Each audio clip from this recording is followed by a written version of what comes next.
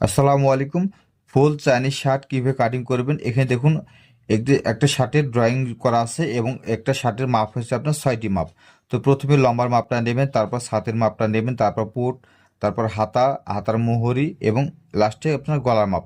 এই 6টি মাপ থাকলে বা জানা থাকলে আপনি একটা শার্ট সম্পূর্ণ শার্টগুলো কাটিং করতে পারবেন এবং বিভিন্ন সাইজের আপনি মাপে শার্টগুলো কাটিং করতে পারবেন।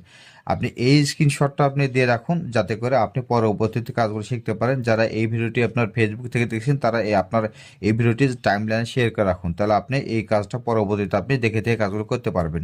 তো দেখুন, এই বিস্তারিত শার্টের একটা ডিজাইনগুলো দেওয়া আছে এবং এখানে যে কলার কতটুকু নেবেন এবং ব্যান্ড কলারটা কতটুকু নিতে হবে। এখানে দেখতে পাচ্ছেন যে পুট গলা কতটুকু নেবেন এবং এই যে পুট লাইন কতটুকু নিতে হবে এবং এই পকেটের মুখটা এখান থেকে লম্বার মাপটা কতটুকু দিবেন এবং 32 বডি হলে এখান থেকে বুকের আপনার পকেটটা কতটুকু হবে, এই বিষয়গুলো দেওয়া আছে।